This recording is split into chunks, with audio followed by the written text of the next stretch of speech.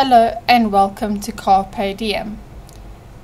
I want to do a quick recap of what we have covered so far before I start today's topic. So far we have covered what to do and what not to do when someone is having a seizure.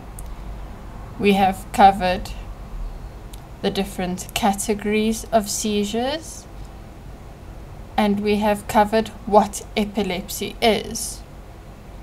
Today we'll be covering the different triggers of seizures. Bear with me, there are quite a few. The first and most important one is possibly if your seizures are already controlled and you miss your medication. What will happen? You are most likely to have what is called a breakthrough seizure. Breakthrough seizures are not necessarily as bad as uncontrolled seizure, but they're not nice to have. So make sure you take your medication regularly. Even if you are feeling better and you are under control, do not stop your medication unless your doctor advises you to do so, and do so the way your doctor advises you to do. Lack of sleep. Sleep deprivation can cause seizures. A person suffering from epilepsy is very sensitive to how much sleep they get. And pulling an all-nighter if you are studying or if you have gone out with friends will easily cause you to have a seizure, because not only your body needs rest, but your brain does too, to revitalize itself.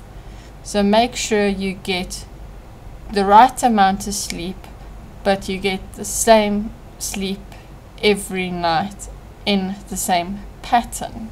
Stress is also a leading trigger for seizures. It is hard to say how much stress because it varies from person to person, but stress is definitely a big trigger for a seizure. Drug abuse. Because of the way an anti-epileptic medication interacts with your brain, the use of recreational drugs can cause seizures and can also inhibit the absorption of your anti-epileptic medication. So, cocaine, amphetamines, and other stimulants are definitely not something you should be messing around with. There are studies, however, that show that marijuana or THC may help control epilepsy, but that should be discussed with your doctor. Heroin and other related narcotics from the opiate group should be avoided at all costs unless being administered by a doctor, and such opiates are morphine, and that is only in extreme cases. Nicotine and caffeine should be avoided because of the way they interact with your medication. Caffeine causes seizures because of the way it interferes with one's sleep patterns. Some people may not feel this, but it depends on the medication you're taking. Alcohol. In small amounts, alcohol does not cause a seizure. A drink or two now and then will not cause a person harm, but again, it depends what medications you're taking.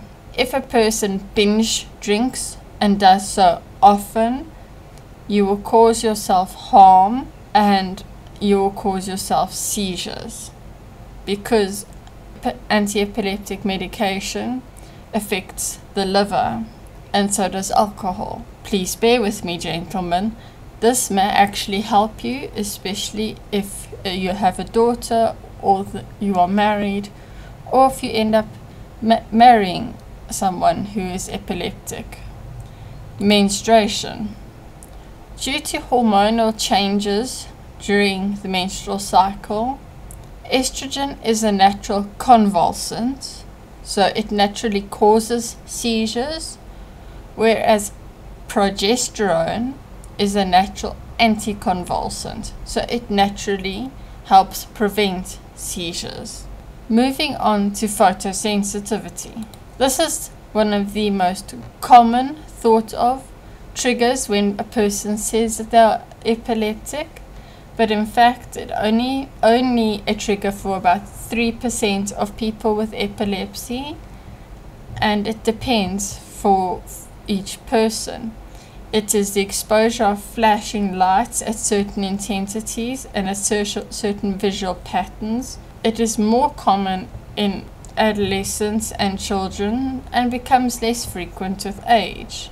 Nutritional deficiencies. Because anti-epileptic medications strip the body of certain vitamins and minerals, your doctor may put you on supplements, but you can also try a different diet. There are certain diets which help, but you also may find that you may have more seizures if you have low blood sugar, or if, as mentioned, you have low vitamins in your body. Over-the-counter medications. Depending on what anti-epileptic medication you're using, you have to be very cautious as to what over-the-counter medication you use, because some of them may block your anti-epileptic medication, or some of them may accelerate the absorption rate,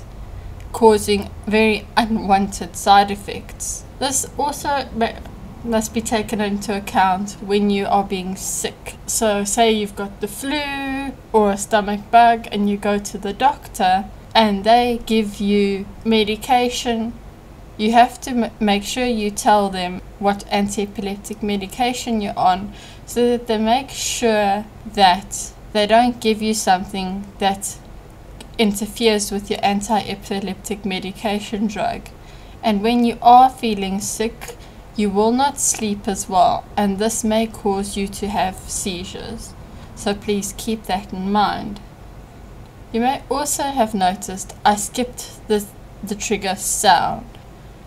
It's not a very common trigger, and it is often cast aside as a non-epilepsy trigger, but this is purely my opinion. As an epilepsy sufferer, my trigger is in fact sound.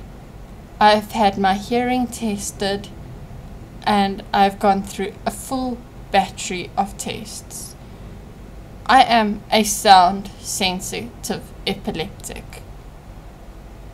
There are about 150 known cases worldwide, and it is extremely rare, and it varies from each person to each person.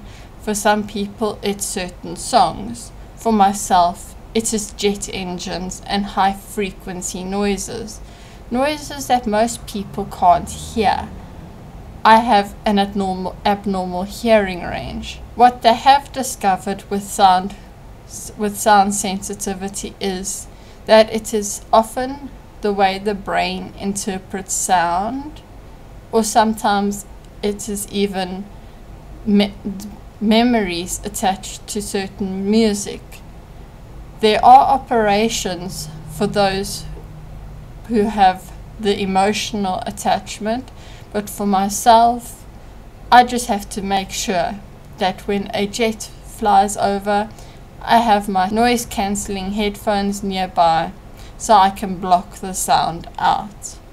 Or if I'm watching a movie and there's a high-pitched noise, I mute the movie fast. Thank you very much for watching this video. As usual, this slide will be available on my Google Plus page for you to use for further information and for educating others. Thank you very much for watching, and I hope you found it educational.